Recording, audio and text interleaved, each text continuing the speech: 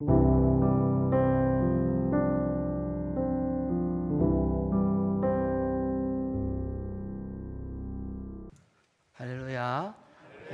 여러분 반갑습니다. 알기리온 맞습니까? 알기리온 이름이 좀 어렵네요. 우리 성가대 감사하고요. 안수 집사님들 찬양을 너무 잘하셔가지고 저는 합창 지금 중창단인 줄 알았어요. 찬양을 너무 잘하셔서 참 분위기가 너무 좋고, 우리 충신교회는 서울로에서 소문난 교회입니다. 아름다운 교회로, 칭찬받는 교회로, 좋은 교회로.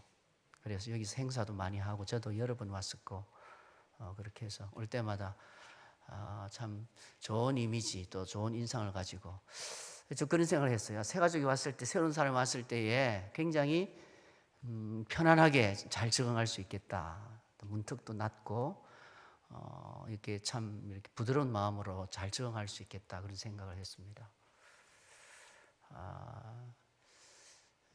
안수 집사님들이 이렇게 또 든든하게 서 계셔서 충신교회를 아름답게 섬기는 모습들을 볼 때에 하나님께서 이 교회를 얼마나 사랑하는지, 또 아까 기도하는 기도 내용을 제가 함께 기도하면서 참 한 분 한 분, 또 한 조목 한 조목, 한 내용 한 내용을 보면서 얼마나 교회를 사랑하는지, 목사님을 사랑하는지, 장로님을 사랑하는지, 그죠? 안수 집사님, 권사님들 사랑하는지, 또 섬기는 모든 분들을 사랑하는 그 모습들이 느껴져서 이렇게 참 좋았습니다. 어쨌든 앞으로도 하나님이 쓰시는 위대한 교회로 세워질 줄 믿습니다. 그리고 그 중심에 우리 안수 집사님들이 주역이 될 수 있기를 바랍니다. 오늘 안수 집사님 헌신 예배니까 타겟가 안수 집사님들이 귀하게 세워질 수 있기를 바랍니다. 설교가 좀 길고 좀 지루하면은 이렇게 조용히 그냥 뒤로 나가셔도 괜찮습니다. 전혀 부담 갖지 마시고 요거 편안하게 그냥 저기를 하시면 좋을 것 같아요.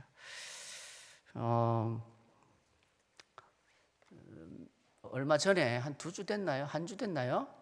제가 그 신문 일간지 신문 일면에 제목이 코리아 디스카운트 이렇게 돼 있어요.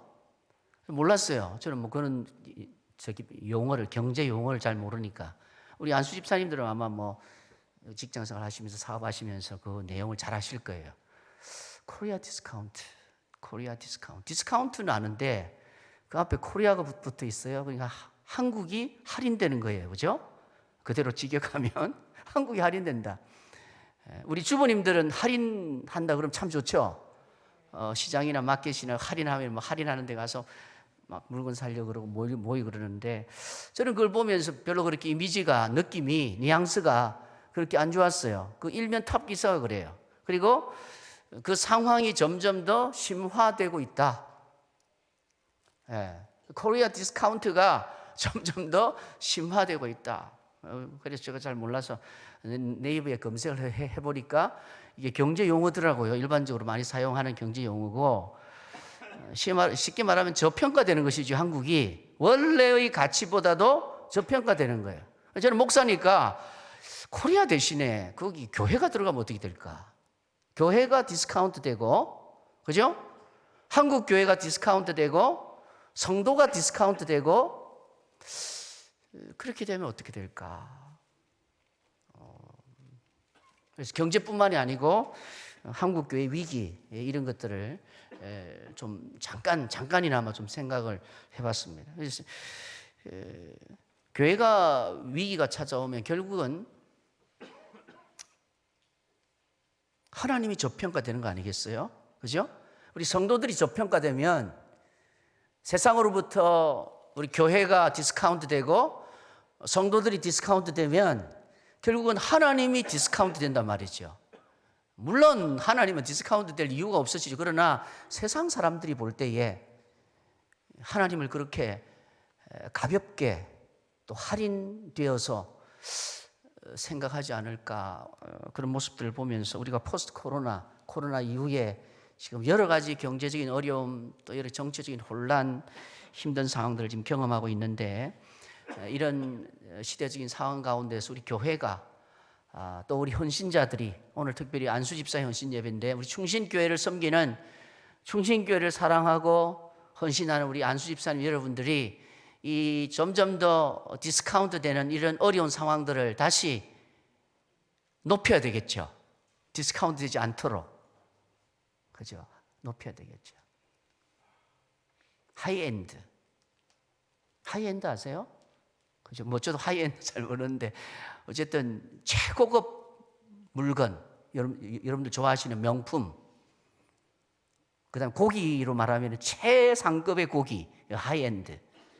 우리 주님은 뭐 절대적인 위엄과 영광을 가지고 계신 분이시기 때문에 뭐 거기에 의해서 좌지우지 되지 그렇게 되지는 않지만 어쨌든 우리 하나님이 영광이 가려지지 않도록 또 하나님이 영광 받으시도록 우리 교회와 한국 교회와 우리 충신교회와 특별히 오늘 헌신예배를 드린 우리 안수 집사님들이 어쨌든 이 어려운 위기 상황들을 좀 이겨낼 수 있었으면 좋겠다 그런 생각을 해봅니다. 오늘 말씀은 우리가 잘 아는 말씀이죠. 너무나 익숙한 말씀이고 뭐 이 내용을 영화를 만들어도 드라마를 만들어도 매우 흥미진진한 그런 이야기로 우리가 받아들일 수 있지만 헌신이라는 주제에 초점을 가지고 이 말씀을 살펴보면 그렇게 이것도 쉬운 문제는 아니에요.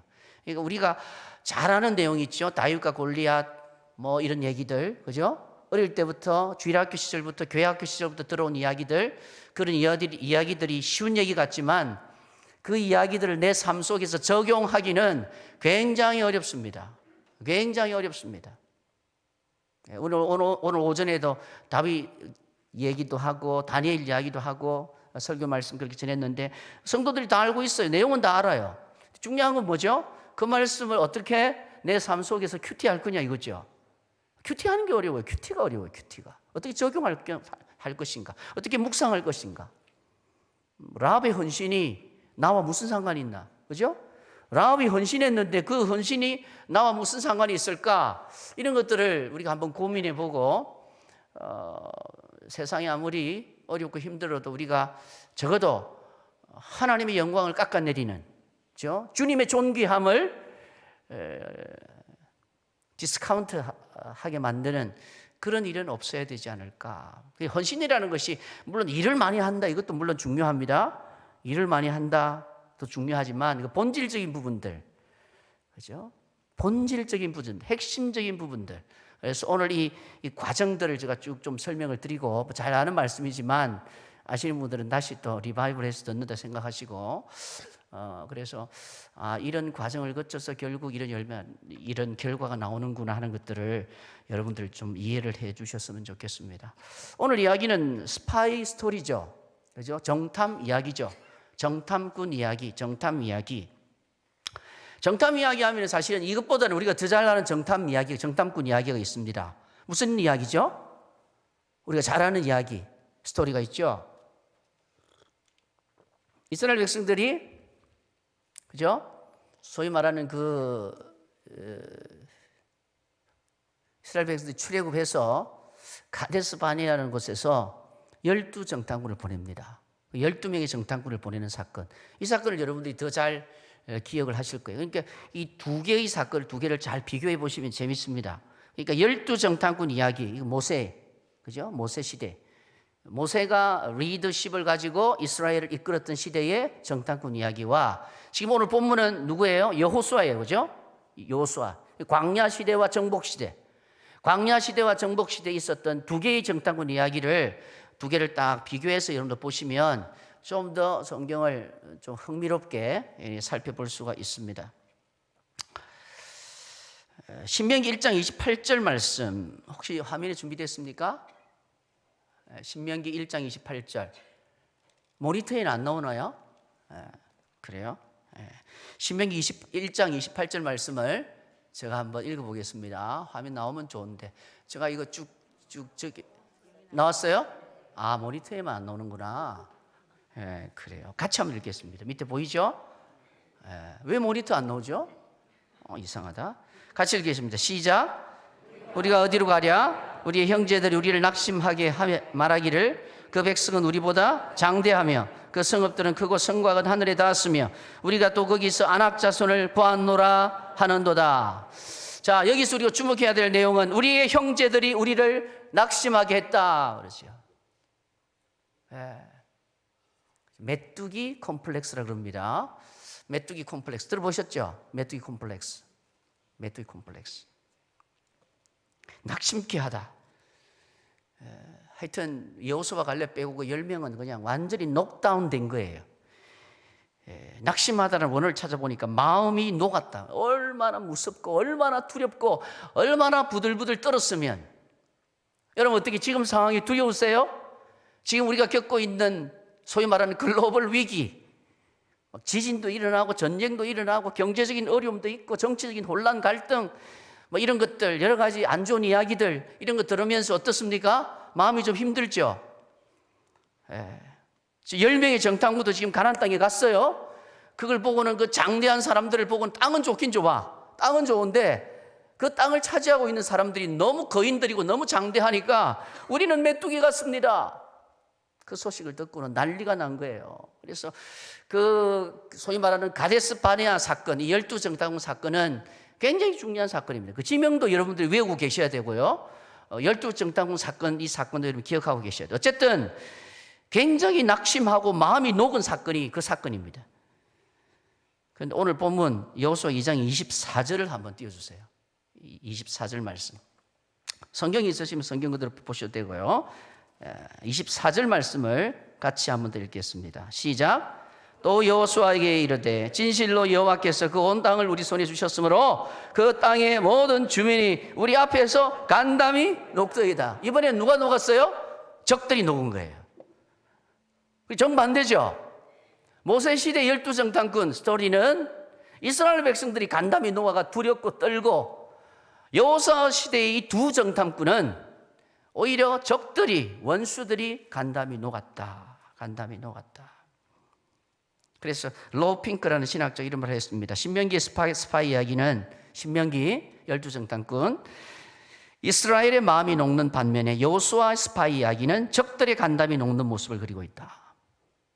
그럼 이 말씀이 왜 중요한가? 우리는 어느 편인가 이거죠. 우리 안수 집사님들은 도대체 어느 편에 서 있는가 하는 거예요. 이 편이에요? 저 편이에요? 지금 우리의 문제, 우리 한국교회의 문제, 우리 그리스도인들의 문제, 우리 교회의 문제, 뭔가 세상을 향하여 담대한 메시지를 전해야 될, 뭔가 강력한 그리스도의 복음의 전사가 되어야 할 우리가 오히려 세상의 위력 앞에서 굴복당하는 이런 모습들은 우리에게는 없는가? 우리가 헌신을 다짐하고 이 시간 주님 헌신하겠습니다라고 하지만 우리의 삶 속에서, 매일매일의 삶 속에서 우리는 복음으로, 말씀으로, 믿음으로 이기고 승리하며 한 걸음 한 걸음 전진하며 나아가고 있는가 하는 것이죠. 결국 여호수아 2장에 나오는 이 두 명의 정탐꾼 이야기를 통해서 말하고자 하는 핵심은 이것입니다. 하나님은 반드시 하신다. 하나님은 하신다.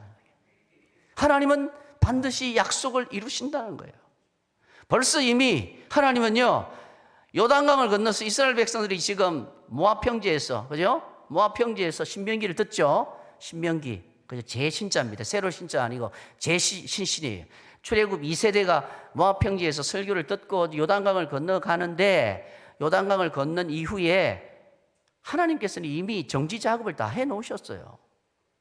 그러니까 믿음만 가지고 그 땅을 차지하면 되는 거예요. 중요한 것은 그것이죠. 하나님께서 하신다는 거예요. 약속을 반드시 지키신다. 하나님은 이 땅을 이스라엘 백성들에게 주신다는 것이죠. 우리가 차지할 땅은 어떤 땅인가 하는 것이죠. 우리가 정복해야 될 영역은 어떤 영역인가? 여러분 삶의 영역에서, 그게 가정이든 직장이든 사업장이든 일터든 여러분들이 가는 곳마다 정복해야 될,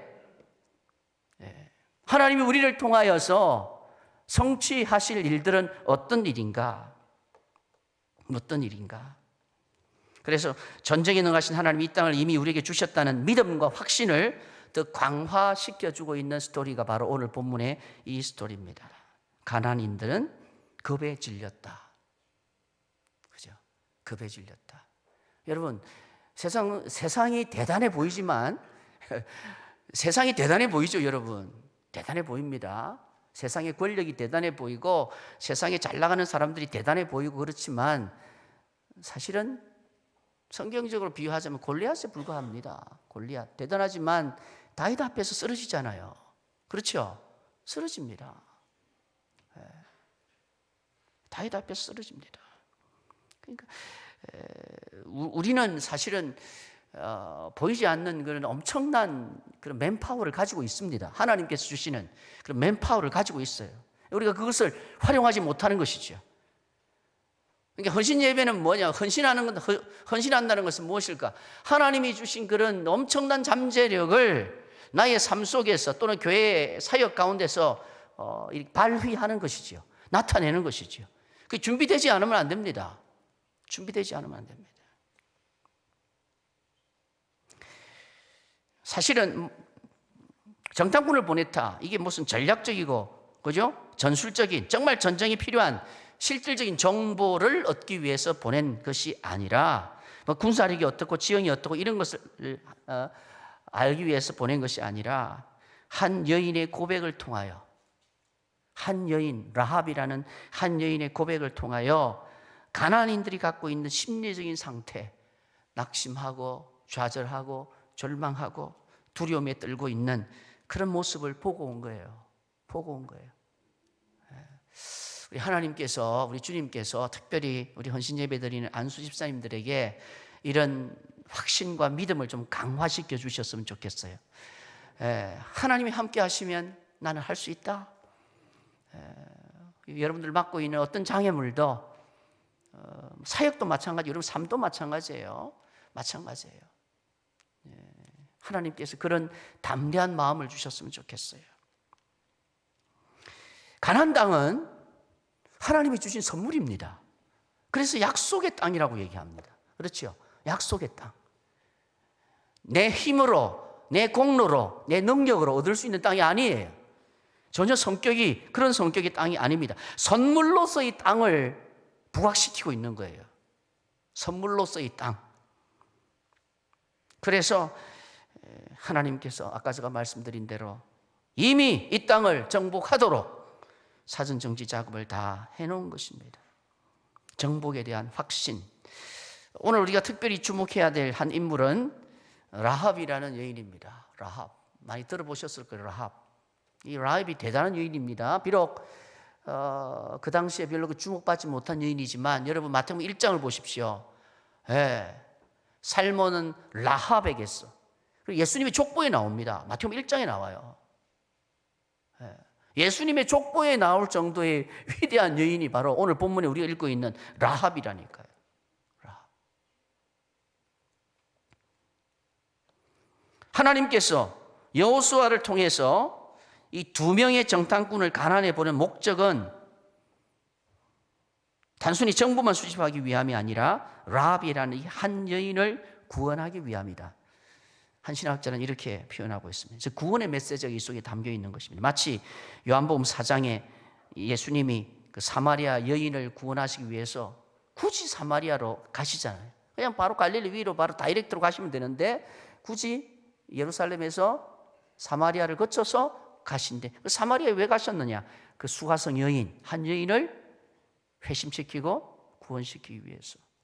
그리고 그 여인을 통해서 뭔가 하나님께서 하시고자 하는 계획이 있으시잖아요. 주님을 만나고 나서 그 여인이 물동이를 버려두고 복음을 전하는 그런 놀라운 역사가 일어나지 않습니까? 라합도 마찬가지입니다. 2절 하반절 2절 한번 띄워주세요.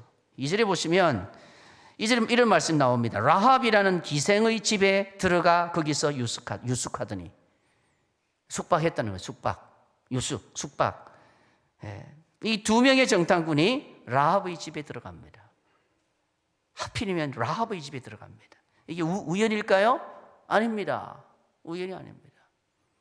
안수 집사는 여러분들을 왜 하나님께서 안수 집사로 세우셨을까요?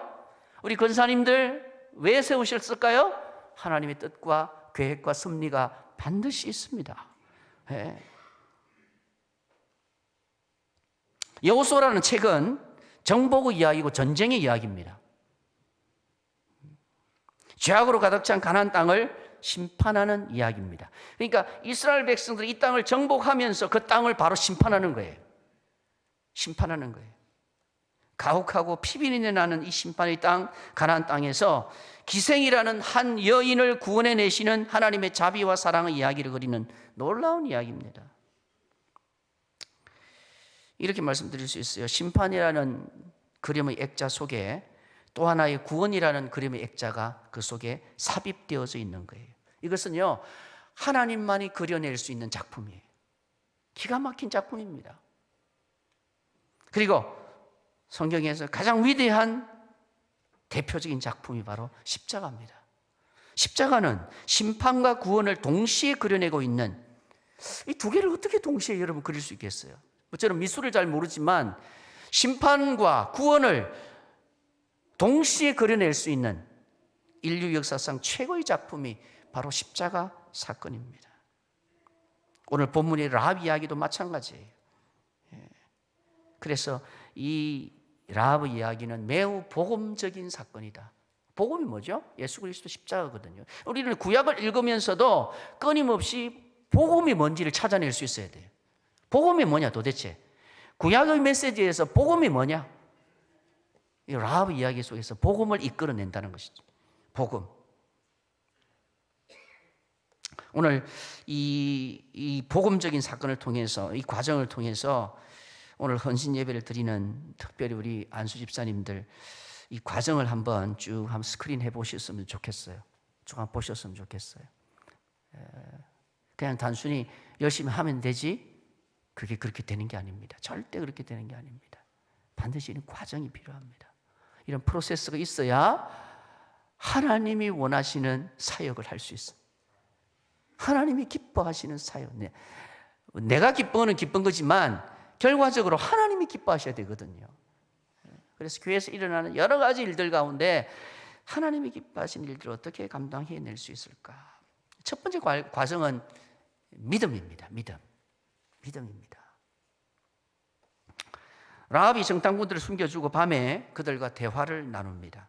그 대화 내용이 9절에서 11절에 나오는데 핵심은 이것입니다. 여러분 성경 보시면 아시는 제가 그냥 생략할게요. 9절에서 11절에 나온 핵심은 가나안 사람들은 이스라엘을 두려워한다. 이게 핵심입니다. 가나안 사람들은 이스라엘을 두려워한다. 정확하게 말하면 이스라엘의 하나님을 두려워하는 것이죠. 자기들도 신이 있잖아요. 그죠? 가나안 신들이 많습니다. 우상들이 많습니다. 자기들이 섬기는 신들이 많습니다. 대표적인 바알이죠. 바알, 아세라, 아스타롯, 뭐 여러 신들이 많습니다. 그런데 이 소문을 들으니까 이게 하나님이라는 이 신이 대단하거든요. 엄청나거든요. 대표적인 게 홍해 사건이에요. 홍해 사건. 이 소문을 들은 거예요. 이 이야기를 들은 거예요. 뭐 어떻게 들었는지는 모르겠지만 어쨌든 야, 홍해를 어떻게 건넜을까? 홍해를 어떻게? 그리고 또 한 가지가 모압 동편에 있는 왕들을 다 처치임, 다 처단한 거예요. 막강한 군사력과 힘을 갖고 있는 그 요단강 동편의 왕들을 무찔린 거예요. 전멸시킨 거예요. 이 사건이 그 당시 주변국들에게 광범위하게 알려졌어요. 이 사실에 대해서 여러분 라합의 반응과 가나안 사람들의 반응이 달랐어요. 라합의 반응은 한마디로 따라합시다. 믿음이에요. 팩트는 똑같죠? 팩트는 똑같아요. 그러니까 결국은 가만히 생각해 보면 우리가 어떻게 사느냐, 성도들이 어떻게 살아가느냐 하는 것은 동일한 팩트를 가지고도 어떻게 그 팩트를 해석하느냐 이거예요. 해석하는 게 굉장히 중요한 거예요. 이걸 뭐 피드백이라고 얘기해도 되고 어떻게 리스판스 어떻게 반응하느냐 이렇게 얘기해도 되고 상관없어요. 어쨌든 하여튼 잘 해석해야 됩니다, 여러분. 우리에게 주어진 팩트를, 상황을, 현실을 똑같은 환경에서 똑같은 상황들을 보면서 그것을 어떻게 우리가 해석하느냐. 라합은 믿음으로 해석했다는 거예요. 할렐루야. 이게 여러분 중요한 것입니다. 여러분 나에게 어떤 어려운 팩트가 주어져도 그것을 믿음으로 해석하시기를 바랍니다. 그게 지혜로운 거예요. 여기서부터 출발한다 생각하시면 됩니다. 믿음은 어떻게 보면 하나의 씨앗과 같아요. 씨앗, 하나의 씨앗과 같아요. 믿음이라는 씨앗이 먼저 탁 뿌려지는 거예요. 네. 씨앗. 여러 가지 상황들 속에서 여러분들이 잘 해석해요. 9절 보면은 여호와께서 이 땅을 너에게 주신 줄을 아노라. 야, 이 여인이 어떻게 이런 고백을 할 수 있었을까? 물론 성령님이 역사하셨겠죠. 근데 어쨌든 여호와께서 이 땅은 가나안 땅이에요. 너희에게 정탐꾼이고 이스라엘을 말합니다. 어쨌든 이스라엘에게 정탐꾼 너희들에게 하나님께서 여호와께서 너희에게 주신 줄을 아노라. 아노라. 이 이방 여인이요, 어떻게 이런 고백을 했을까? 11절에는요 더 멋있습니다. 너희 하나님 여호와는 위로는 하늘에서도 아래로는 땅에서도 하나님이시라. 옛날 성경에는 뭐죠? 상천하지의 하나님. 상천하지의 하나님. 하늘과 땅의 하나님. 예.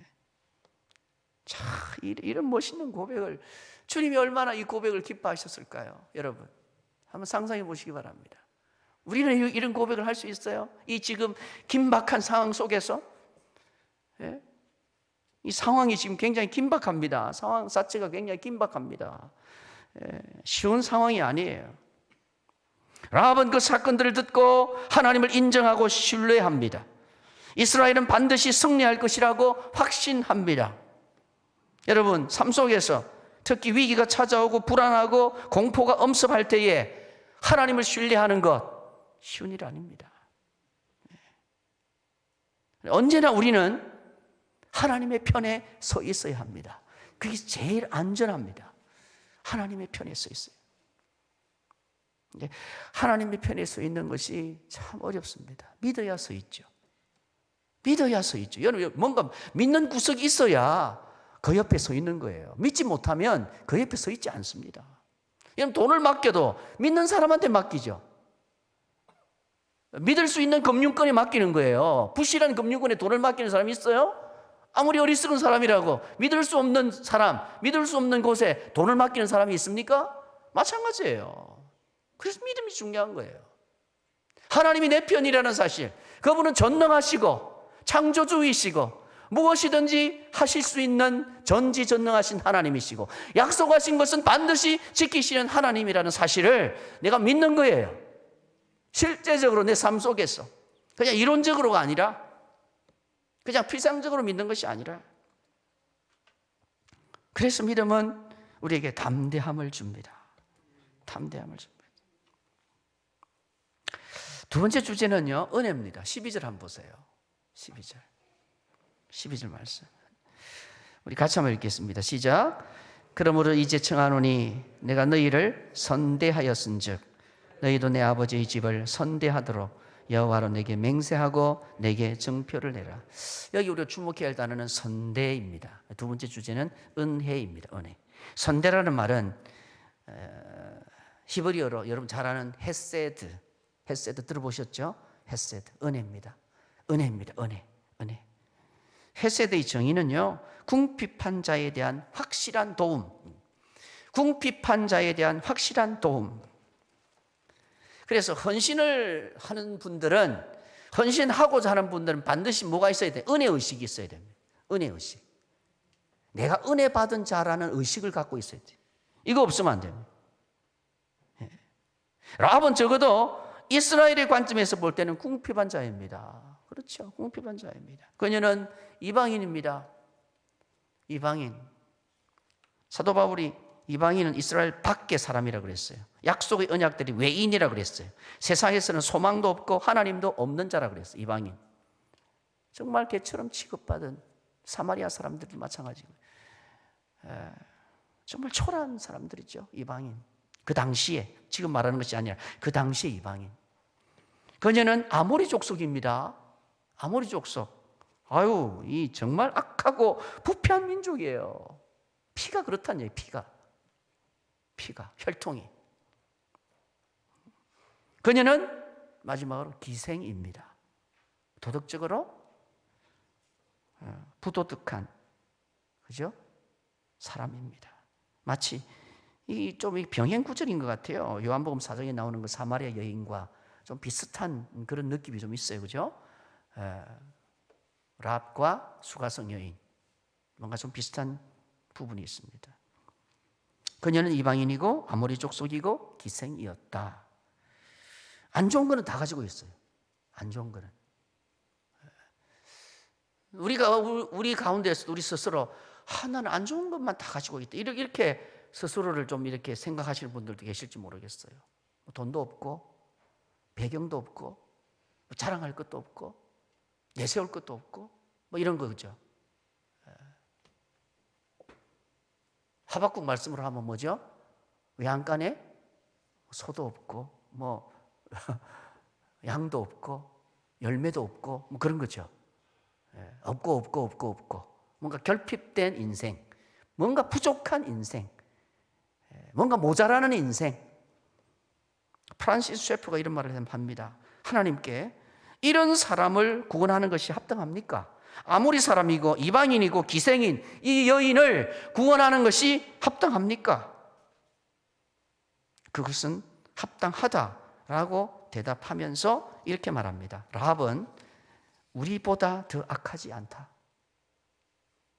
어때요? 인정합니까? 좀 자존심 상합니까? 라합은 우리보다 더 악하지 않다. 그러나 하나님은 우리도 구원하셨다. 305장 찬송. 나 같은 죄인 살리신 주 은혜 놀라운 사건이죠. 우리가 항상 이런 은혜 의식이 없으면 이게 나중에 헌신을 해도요, 일을 해도 문제가 생깁니다, 여러분. 은혜 의식을 항상 갖고 있어야 돼요. 자, 믿음의 씨앗을 뿌렸더라도 은혜 의식을 갖고 우리는 언제나 은혜 의식을 갖고 사역을 해야 됩니다. 성가대를 하고 식당 봉사를 하고 주차 봉사를 하고 은혜 의식이 있어요. 은혜 의식이 있어요. 왜요? 내 자신을 돌아보게 되거든요. 겸손하게 되거든요. 은혜 의식이 없으면 자꾸 내가 뭘 일을 하잖아요. 목에 힘이 들어가요. 우쭐해집니다. 내가 이걸 했는데 알아주기를 원해요. 안 알아주면 화가 나. 그러나 은혜 의식이 있으면 내가 마땅히 해야 될 일을 했을 뿐입니다. 그죠? 누가복음에 나오잖아요. 내가 당연히 해야 될 일을 했을 뿐입니다. 은혜 받은 자가 해야 될 일. 그죠?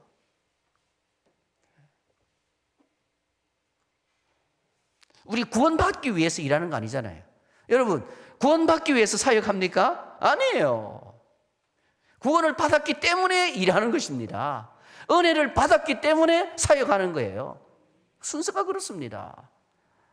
구원받기 위해서 사역을 했다? 그러면 공로가 먼저 앞서는 것이죠. 구원을 어떻게 내 공로로, 내 자격으로? 아니요.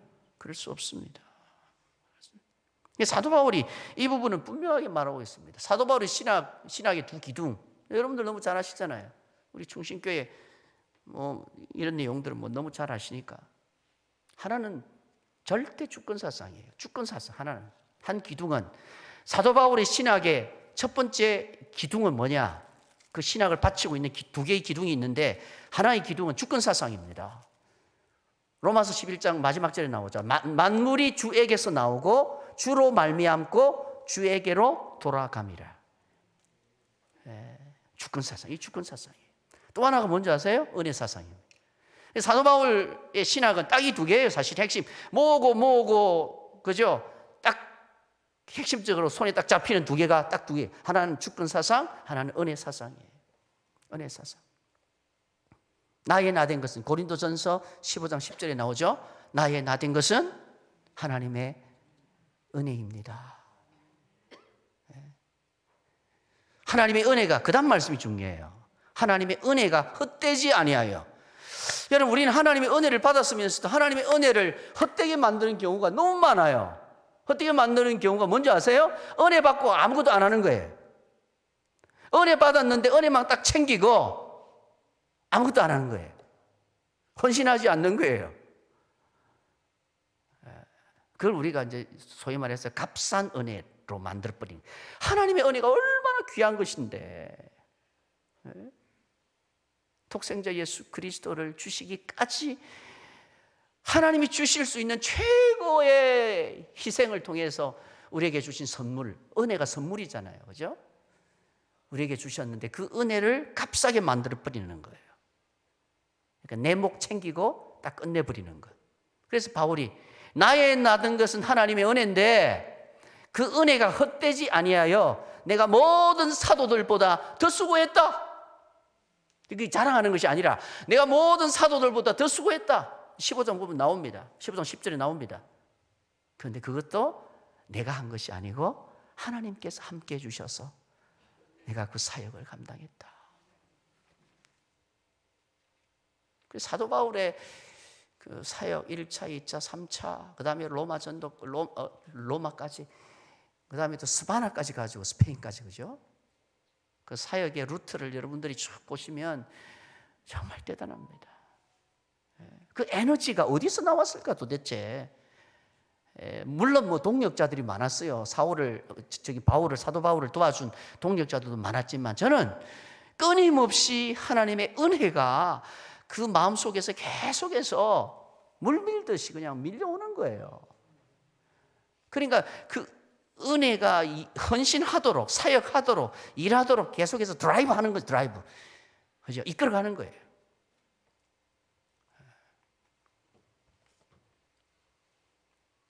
은혜 없으면 안 됩니다. 은혜 의식이 없으면 안 됩니다. 은혜 의식 없이 헌신하면 반드시 나중에 문제가 생깁니다. 일 열심히 하는 것보다 더 중요한 것은 은혜 의식을 가지는 것이 더 중요합니다. 은혜 의식을 가지는 거예요. 세 번째 과정이 18절, 21절에 나오는데 18절 말씀 같이 읽겠습니다. 시작. 우리가 이 땅에 들어올 때에 우리를 달아내린 창문에 이 붉은 줄을 메고 내 부모와 형제와 내 아버지 가족을 다 내 집에 모으라. 여기 우리 주목해야 되는 붉은 줄이죠. 이게 중요해요. 이게 이사를 주는 거예요. 붉은 줄, 붉은 줄, 붉은 줄. 21절에도 마찬가지죠, 그죠? 라합이 이르되 너희에게 말대로 할 것이라 하고 그들을 보내 가게 하고 붉은 줄을 창문에 매니라. 라합이 어떻게 구원받았어요? 붉은 줄 때문에 사는 거예요. 이 증표고 이게 표시고 붉은 줄은 그러면 결국 뭘 상징하는 겁니까? 그렇죠. 예수 그리스도의 십자가의 보혈을 상징하는 거예요. 이게 복음이에요. 그러니까 이 구약의 이야기 속에서 우리는 예수 그리스도의 십자가의 보혈을 끄집어낼 수 있어야 돼요. 끄집어낼 수 있어요. 여러분 헌신하는 분들은 늘 십자가의 보혈을 묵상해야 합니다. 십자가 앞에 우리는 늘 머리를 숙여야 합니다. 무릎을 꿇어야 합니다. 하나님께서 이스라엘 출애굽할 때에 애굽 사람들과 이스라엘 사람들 어떻게 구별했습니다? 문설주에 뭘 발랐죠? 그렇죠. 어린 양의 피를 발랐다. 이게 똑같은 거예요. 어린 양의 피, 오늘 나오는 붉은 줄, 그죠? 그 다음에 예수 그리스도 십자가, 이게 다 연결되는 거예요. 연결되는 거예요. 다 연결되는 거예요. 구별되는 거예요. 구별되는 거예요. 주의 보혈로 우리를 덮어 주시옵소서. 특별히 우리 안수 집사님들 주님의 십자가의 보혈로 덮어 주시옵소서. 덮어 주시옵소서. 그 피를 바른 자만이 구원을 받을 수 있다. 마지막입니다. 오늘 본문에 살펴볼 수 있는 중요한 주제고 내용이죠. 선택과 결단과 헌신입니다. 이제 씨를 뿌렸으면 이제 뭔가 열매를 봐야죠. 그렇지 않습니까? 그 열매가 바로 헌신입니다. 선택하고 결단하고 헌신하는 것입니다. 3절에서 6절 우리 본문 말씀 읽었는데 여러분 이 상황을 한번 보십시오. 내용은 대충 아시죠? 그죠? 굉장히 어려운 상황입니다. 3절에 보니까 여리고 왕이 라합에게 사람을 보냈어요. 그리고 이 땅을 정탐으로 오는 사람 찾아내라. 근데 라합은 여리고 왕의 말을 듣지 않습니다. 대단한 선택이죠. 대단한 결심이고 결단이죠. 그리고 대단한 헌신입니다. 목숨을 걸고 왕의 말을 듣지 않고 이 두 정탐꾼을 숨겨줍니다. 우리는 과연 이렇게 할 수 있을까? 굉장히 어려운 선택입니다. 어려운 선택입니다. 하나님의 나라의 전진은 불가항력적입니다.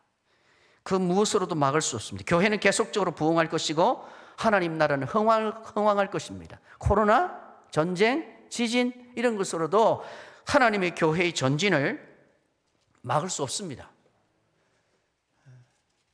누가 이 전진에 앞장설 것인가? 누가 거룩한 선택과 거룩한 결단과 거룩한 헌신을 감당할 것인가?